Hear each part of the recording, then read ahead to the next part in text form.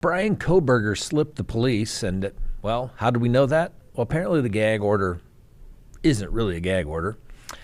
Some contradicting cell phone data in the Alec Murdaugh case, the Alec Baldwin affidavit for arrest, and the prosecutors don't want the Delphi murder suspect's bond reduced. And then finally, our dumb criminal of the day. Let's talk about it.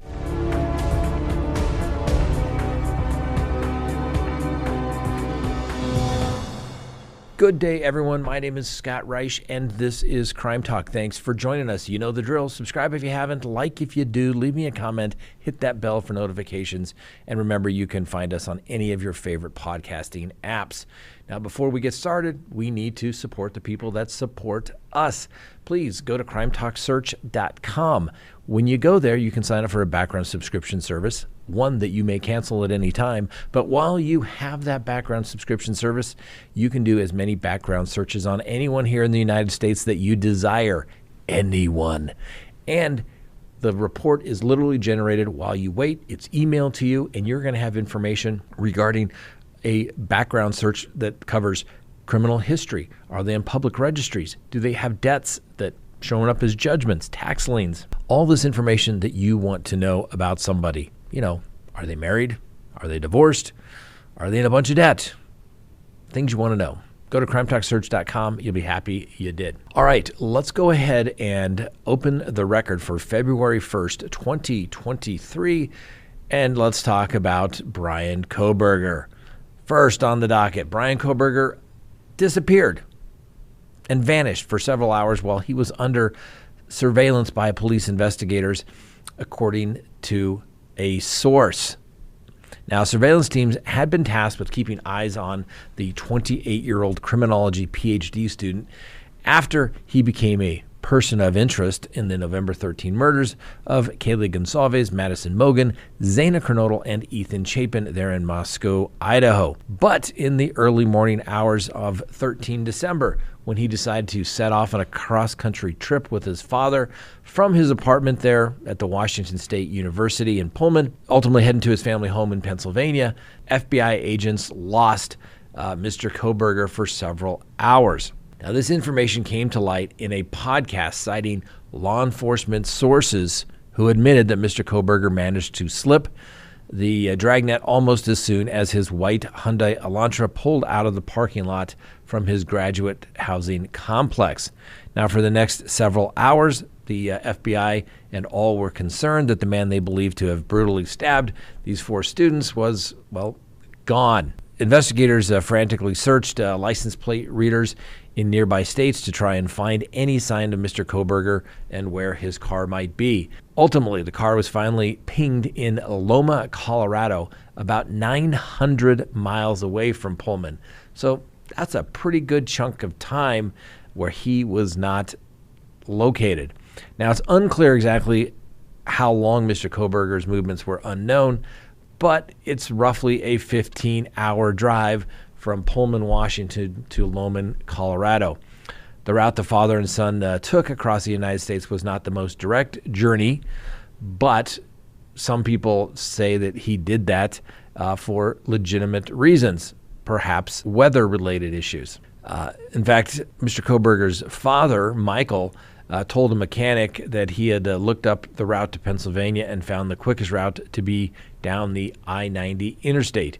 That journey would have taken about 36 hours. But instead, Kohberger claimed that there would be wintry conditions along the route and that they should instead travel south towards Colorado, a route that added roughly 6 to 7 hours to that trip. Now, once surveillance teams were back on Mr. Kohberger's tail in Colorado, law enforcement hit another potential issue when the suspect was pulled over by police twice while driving through Indiana. Both stops took place just 15 minutes apart there in December, one time by the county police and the other by the state police for driving too close to a vehicle in front of Kohberger. Now, the body cam footage was previously released, we've shown that to you, from both traffic stops, showing a somewhat startled Mr. Kohberger behind the wheel and his father in the passenger seat. The stops sparked concerns among the FBI surveillance teams, who feared what the possibilities could be. They thought it was maybe too dangerous as to what could play out with law enforcement across the country actively looking for this white Hyundai Elantra in connection to the Idaho murders. But in both cases, the father and son spoke cordially with the officers, who then let them go with only a warning and appeared to make no connection to the wanted vehicle. Then for the next 2 weeks, Mr. Kohberger was kept under surveillance while he stayed at his parents' home in Pennsylvania. Now, while he was there, one night he was spotted dumping trash into a neighbor's bin, and the trash was seized, and DNA evidence found on it was used to tie him to a knife sheath left behind at the killings. And then ultimately on December 30th, Mr. Kohberger was finally arrested in the early morning raid on his home. He's obviously behind bars there in Moscow, Idaho, charged with quadruple murder and burglary. Now, officials in Moscow have not addressed this information that came out regarding them basically losing Mr.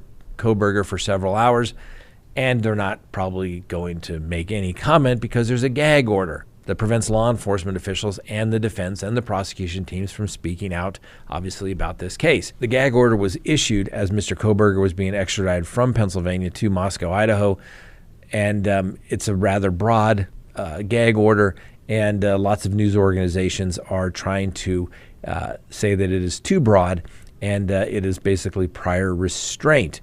So hopefully the court will say, we can do this in the public because the public has a right to know. But we've talked about lots of cases in Idaho, and the one down just south of where this case is taking place, they don't do anything in public, so I'm a little concerned. We'll have to wait and see. Next on the docket, is this a turning point in the Alec Murdaugh homicide case? That's right. The cell phone data information is coming into evidence. It took a while to lay the appropriate foundations, but the expert, Lieutenant Dove, has been laying it out, and the defense scored a couple of points as well, but I'm not sure it's going to be enough. So Alec Murdaugh got emotional as he was watching video played at his trial where 3 voices can be heard at the murder scene of his son and wife, Maggie. Now, prosecutors say the video was taken by Paul Murdaugh at 8:44 p.m., and that is their evidence that proves that Mr. Murdaugh was at the kennels just minutes before Paul and his wife were shot at 8:50 p.m. on June 7th, 2021. Now, the defense for Mr. Murdaugh claims that the last time he saw Maggie and Paul alive was when they were having supper at the house on the estate there in South Carolina. He claims he only saw them at the kennels when he arrived home from visiting his mother to find them both deceased. The alleged killer called 911 at 10:07 p.m. The prosecution witnesses, this Lieutenant Britt Dove, was unable to identify the voices but told jurors you can clearly hear 3 different voices because they are so different. Witnesses are expected to identify the voices later in the trial. Now, Paul was taking the video of a Labrador's tail at the kennels. He was looking after the animals for his friend Rogan Gibson, whose conversation with Paul had been revealed in court. Now, earlier, Maggie Murdaugh's iPhone record showed how her husband of 28 years made a series of calls and texts to his wife in the frantic minutes after her death. Now, Murdaugh called Maggie 3 times between 9:04 p.m. and 9:06 p.m., and then twice more at 9:45 and 10:03 p.m. Prosecutors argue that the calls were an effort to manufacture an alibi. Now, for those who aren't familiar, Maggie and Paul were shot dead at the kennels of the family hunting estate on the night of June 7th, 2021. Paul's phone locked at 8:49 p.m. and 35 seconds, and Maggie's locked at 8:49 and 31 seconds. Neither victim read another text message or picked up another call after that time. Alex Murdaugh's phone data was put before jurors Wednesday, showing that the alleged killer's phone stopped recording steps for almost an hour between 8:09 and 9:02 p.m. Prior to this, Murdaugh's phone recorded regular movement. Prosecutors John Conrad paused testimony to note this hour-long break, and the state says that Murdaugh killed his wife at 8:50 p.m. So the defense did a really good job as it relates to putting Maggie's phone down the road and no movement, and Alex Murdaugh's phone showing movement at the same time, which would mean he couldn't be in two places at once. However, I was a little surprised in cross-examination that the defense didn't do anything with the Snapchat video from Paul's phone. We'll see how that plays out if they have somebody that's going to say that is not Alex Murdaugh. We know that they slowed down the previous recording to 1/3, so my guess is they're going to try to get in some sort of expert to possibly say that's not Alec Murdaugh's voice. Wait and see. All right, next on the docket, Alec has been officially charged. We could give you the quick summary, but we like to give you the actual court documents. It's much more accurate than what you're going to see in the press. So let's quickly go through it. I will try to do it quickly, but it is worth the read. So this is the affidavit for probable cause, basically affidavit for arrest for Alexander Ray Baldwin III. And it starts, statement of probable cause. On October 21st, 2021, in the county of Santa Fe, state of New Mexico, a shooting involved a handgun revolver firearm occurred that resulted in the death of Helena Hutchins and the serious injury of Joel Souza. The shooting involves a .45 caliber revolver and occurred on the western movie set located in rural Santa Fe County, referenced to and known as Bonanza Creek Ranch, 15 County Road 45, Santa Fe, New Mexico. On this date, being filmed and or rehearsed at this location was a film at the time named referred to as Rust. Through these statements, interviews, and evidence, it was determined that after lunch on October 21st, 2021, the crew, production staff, camera crew, and actors were preparing for a scene set in the church. This was not an established rehearsal, nor had filming commenced. At this point, Baldwin was seated in what is referenced to appears to be a church on the movie set. Baldwin was in possession of a .45 long Colt caliber revolver type firearm, one of a type and kind often used as or seen in a Western genre type movie and or the sets. The firearm is a single action revolver handgun, which requires the cocking of the exposed hammer, which then rotates the cylinder, and the pressing of the trigger is required to fire the weapon. In front of Baldwin, standing were victims Helena Hutchins and Joel Souza. Hutchins and Souza were viewing and moving a camera for a possible setup for a later scene to occur at a later undetermined date and or time. Through these same statements, interviews, and physical evidence, it was learned that Helena Hutchinson was the director of photography for the film and Joel Souza was the director-writer for the film. Information and evidence obtained shows that Baldwin was seated in a pew facing the northerly direction towards the front of the church. In front of him was Helena Hutchinson and Joel Souza and a camera operator along with other crew, i.e. sound, script, costume, etc. Baldwin was wearing a shoulder holster which was securing, holding the .45 long Colt caliber single action 6-shot revolver. Baldwin was practicing drawing and pointing the weapon for the scene with guidance and instruction from Helena Hutchins and Joel Souza.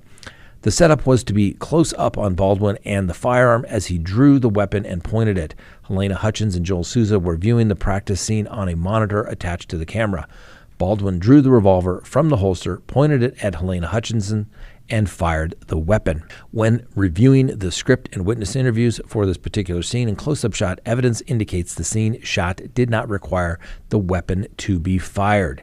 It was also determined by consultation with expert armorers that in a rehearsal, a plastic gun or replica gun would be used as no firing or blanks is required. However, Baldwin fired the single-action .45 long Colt revolver, resulting in the discharge of a projectile that struck and traveled through the right armpit of Helena Hutchins, exited her back from the Office of Medical Examiner's official report, then struck Joel Souza in the right shoulder and lodged in his right back. At approximately 1:48 p.m., the shooting was reported to the Santa Fe County Regional Emergency Communications Center via 911. This resulted in the response of fire, emergency, medical, and Santa Fe County Sheriff's Office personnel. This further resulted in a case number CAD incident number being generated of 2021-007949. The Santa Fe County Sheriff's Office conducted an investigation into the shooting under this case number as a death investigation. Detective Alexandra Hancock was assigned as the primary investigator. The response of emergency personnel resulted in Joel Souza being transported by ambulance to the St. Vincent Regional Medical Center located at 455 St. Michael's Drive within the city limits of Santa Fe, New Mexico. Helena Hutchins was transported from the scene by air ambulance helicopter to a level 1 trauma center at the University of New Mexico Hospital located in Bernalillo County, Albuquerque, New Mexico. Helena Hutchins was pronounced deceased at approximately 3:37 p.m. by attending medical personnel. Joel Souza was treated and released, but not before a projectile was removed from his back. The projectile appeared to be a lead projectile of the type and kind found in live ammunition. This item was secured and turned over to the Santa Fe County Sheriff's Department. As noted above and confirmed by the evidence and analysis, the recovered projectile first struck, then passed entirely through Helena Hutchins, and then struck Joel Souza. There was no evidence that the bullet ricocheted, struck any object or person before striking Helena Hutchins. The projectile then penetrated through the front of Joel Souza's right shoulder and became lodged under the skin of his back.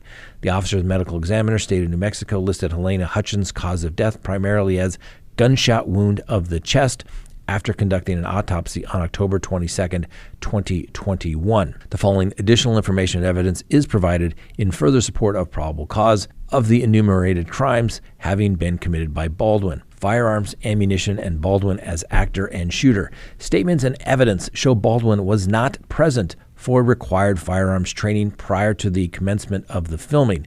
Statements, depositions from OSHA, and evidence show Baldwin was provided only minimal training on firearms even after Reed requested more training for Baldwin. In the deposition taken from Reed, she stated Baldwin was very limited training on the cross draw that was required of the scene on the 21st and limited training in firearms and how to check his own firearm as to whether it was unloaded or loaded, in which Reed felt it was very important in his role at Rust. A training session for at least an hour and more in length was scheduled, but the actual training consisted of only approximately 30 minutes as, according to Reed, Baldwin was distracted and talked on his cell phone to his family during the training.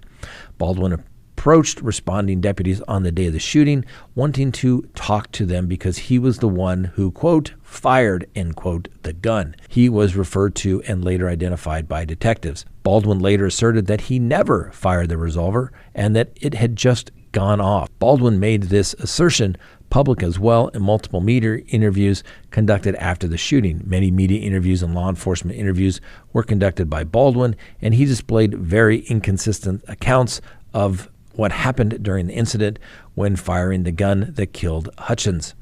Photos and video evidence from inside the church on the day of the shooting show some of the rehearsal up to and including moments before the shooting. The photos and the video depict the above described actions Baldwin prior to the shooting, practicing drawing and pointing the weapon. The photos and videos clearly show Baldwin multiple times with his finger inside the trigger guard and on the trigger, while manipulating the hammer and while drawing, pointing, and holstering the revolver. The revolver involved in the shooting was seized by detectives as evidence. It was later submitted to the Federal Bureau of Investigation Crime Lab for examination analysis. As part of their examination analysis, the FBI conducted the functioning malfunction check of the revolver. This involved trying to get the weapon to fire without the trigger being depressed, i.e. striking the hammer at various multiple angles against a solid object and striking the hammer of the revolver with an actual hammer mallet. The revolver did not malfunction, i.e. fire when it should not accidentally. This analysis clearly showed that the weapon could not accidentally fire. For the weapon to fire, the trigger had to have been pressed. The analysis additionally included testing and or the documentation of the sear engagement points of the hammer as it moves from the position of at rest all the way down against the frame in its lower position through each engagement of the single action hammer mechanism. The firearm possessed 1/4 and 1/2 cock position safeties and were found to function as designed, i.e. keeping the hammer from striking the cartridge primer without pulling the trigger. The cylinder was partially rotated, making it possible. Additionally, at 1/2 cock, the cylinder was partially rotated, making it impossible for the hammer and attached firing pin to strike the primer. The FBI additionally analyzed various types and kinds of ammunition seized from the scene, including the prop truck. This included dummy rounds, blank rounds, and suspected live ammunition, a total of 5 suspected live rounds. 1 spent casing of a live round that was discharged, causing the shooting, was seized by investigators. Evidence and statements indicate that aside from what Hannah Gutierrez Reed, the armorer, Rust Production, may have brought to the set with her, all weapons and ammunition, blank and dummy, for the production were obtained from a supply company in Albuquerque, PDQ Arms and Prop LLC. Detectives investigated these facts, including the service of a search warrant at the place of the business of PDQ Arms and Prop in Albuquerque, who was the supplier of the dummy and blanks to Rust. Several suspected live rounds of .45 long Colt caliber cartridges were seized as a result, some supplied by the company owner to investigators and some found at the place of business. These rounds were submitted to the FBI for comparison, and the suspected live rounds found at the shooting scene. The explosive chemistry examination of the rounds showed that the smokeless powder in the live rounds found at the scene did not match the live rounds seized from the props arms supplier in question. This means the live rounds on Rust did not match the rounds explosive chemistry taken from PDQ Arms and Prop. The FBI lab determined that the 5 suspected live rounds recovered at the scene of the shooting were indeed live rounds, each possessing an unfired primer, powder, and bullet as part of the cartridge. These 5 rounds were found by detectives and crime scene technicians while processing the scene. The 5 unfired rounds were found in the following locations: 1 from the SFSO, Lieutenant Benavides patrol vehicle, that was seized from Reed upon his arrival; 2 from the top of the armorer cart, including the 1 spent live round casing; and 1 from the bandolier on the cart; 1 from the Baldwin's holster located inside the church; 1 from an ammunition box located on the survivors; and 1 from an ammunition box located on the armorer's cart. Along with the casing and fired projectile, there were a total of 6 .45 live rounds that were discovered in various locations on the Rust set. Evidence further shows that Baldwin, as an actor who has an extensive experience in the film industry involving firearms, failed to demand at least 2 safety checks between the armorer and himself, and witnessing the handling of firearms by a first assistant director. Standard protocol is the armorer is to show the actor the firearm, pull the bullets out in front of the actor, and demonstrate there are no live rounds but dummies in the firearm. Baldwin knows this standard safety protocol, as he mentioned in the media interview with law enforcement interviews. Hannah Gutierrez Reed, hereafter Reed, did not do this protocol in front of Baldwin. Baldwin did not object to this action. Reed discusses in her interviews with OSHA and law enforcement this should have occurred. Reed also acknowledges in her interviews she should have been in the church with the firearms at all times. Instead, she left the church while Baldwin was in possession of the firearm in close proximity to the cast and crew. Baldwin further acknowledged that this is standard protocol for armorers to stay with the firearms at all times in the media interviews. Finally, Baldwin directly pointed a firearm at Hutchinson and Souza. Whether guided by her direction or not, Baldwin knew the first rule of gun safety is never point a gun at someone you don't intend to shoot. In addition, always assume a gun is loaded. Had Baldwin performed the required safety checks with the armor, Reed, this tragedy would not have occurred. In addition, if Baldwin had not pointed the gun at Hutchins and Souza, this tragedy would not have occurred. This reckless deviation from known standards and practice and protocols directly caused the fatal shooting by not receiving the required training on firearms, deviating from the required duties of checking the firearm with the armor, letting the armor leave the church against protocol, deviating from the practice of only accepting the firearm from the armor, not dealing with safety complaints on the set, not making sure the protocols of safety meetings was occurring, putting his finger on the trigger of a real gun, not using a replica firearm from the unscheduled rehearsal, pointing the gun at Hutchinson and Souza, and the overall handling of the firearm in a negligent manner. Baldwin acted with willful disregard of the safety of others and in the manner which endangered other people, specifically Hutchins and Souza. Baldwin clearly should have known of the danger of his actions, which led to the death of Hutchins. We're going to stop there. Tomorrow we'll bring you the portion regarding Baldwin as the producer. On with the show. Guess what? The Delphi prosecutors want Richard Allen to remain in custody. That's right. The Carroll County prosecutors there in Indiana are arguing against bail for Richard Allen, the suspect in the Delphi killings. Now, the court documents filed by the prosecutor's office basically say in their argument that they have provided enough evidence against Mr. Allen to substantiate the murder charge. And the prosecutors also believe that the evidence against the accused adds up to strong and evident proof of guilt, which means he's not even entitled to bond. So the prosecutors point out that under the state and local law, that bail can be denied for a person charged with murder. Now, a bail hearing is scheduled for February 17th. Trial dates should also be discussed on that date as well.